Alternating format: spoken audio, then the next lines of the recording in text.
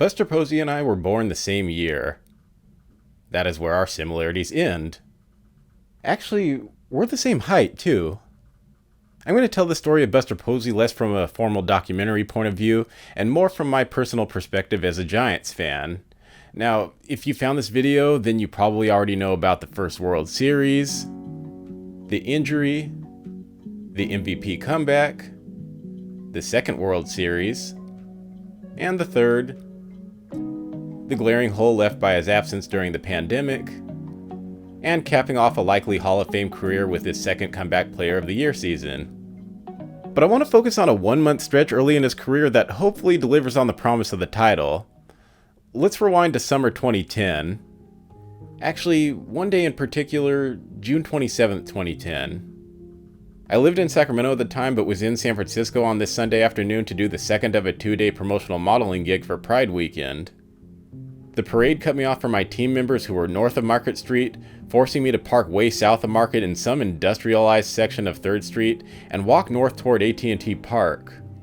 Since this is pre-smartphone Raymond and I had no physical directions to my team members' location, finding them in San Francisco would be like finding needles in a haystack. So I didn't bother looking for them. I instead decided to ditch my modeling gig and stop at the stadium to take in a standing room only game that was free to the public. In case you're wondering how I have images from that day in my pre-smartphone days, I carried a point-and-shoot digital camera with me everywhere, because apparently even back then I like to carry cameras with me everywhere. Anyway, the Red Sox were in town for a rare interleague matchup against the Giants. This was apparently Buster Posey's 31st career game. I say apparently because I actually don't remember him starting first base that game. All I remember is my boy Timmy having an uncharacteristically bad start that included serving up this water shot to David Ortiz that I personally saw land into McCovey Cove as I was walking the porch outside of the ballpark. See, when I saw the perennial powerhouse Red Sox that afternoon dismantle a Giants team that just couldn't seem to get on base, I thought I was witnessing the team that was going to win the World Series that year. And I was accidentally correct. While Buster Posey had already been a regular in the lineup at first base after getting called up in May, this still felt like the unofficial pre-Posey era. Because Buster Posey had been drafted 5th overall in 2008 to play the same position as this guy, who had been an anchor at the position since the era of this guy. But the June 27th game I stumbled upon would be this guy's third to last game in a Giants uniform. When Benji Molina was traded to Texas on June 30th, this is what the NL standings looked like. For good measure, the Giants would lose a couple more games. Then someone in the lineup got hot. Out of here! Buster Posey headed to third with a triple. Buster Posey continues to sizzle. Line drive, base hit, hitting streak to 21 as Buster Posey is aboard. How much of a luxury is it to have a rookie catcher go on a 21-game hitting streak and hit for power?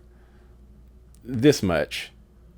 These were the standings at the beginning of Buster's hitting streak, and these were the standings at the end of Buster's hitting streak. The reason I want to focus on this stretch is because it's a pivotal period in the history of a city that had never celebrated a World Series championship. That stretch, that month of July 2010, is the reason why the Giants got to this position on October 3rd, 2010, where the standings now look like this, after the Giants leapfrogged another franchise chasing its own first ever title, and this game would decide which team turns into a dynasty, and which one is still in search for its first title as of the November 2021 release of this video.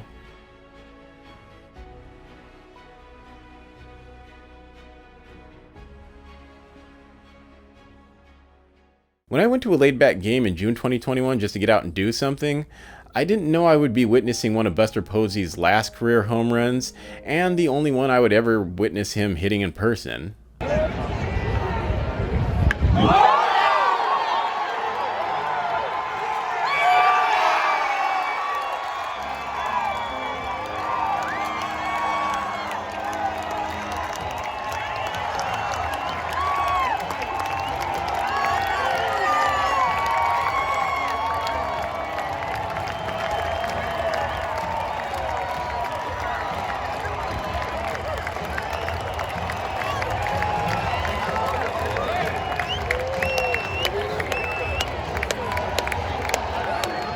When I shelled out a painful number of dollars to attend Game 5 of the Divisional Series, all I had in mind were the implications of the game itself, and not at all the possibility that I would be there in person to witness the final game Buster Posey would ever play.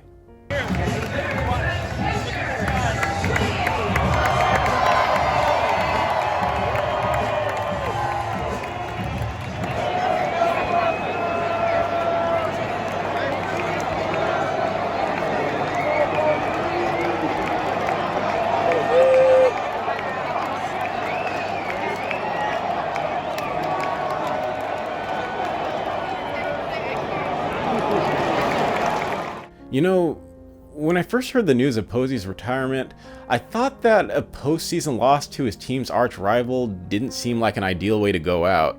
But then I realized that even though Buster's team didn't win the World Series in 2021, his childhood favorite team did. So I understand now.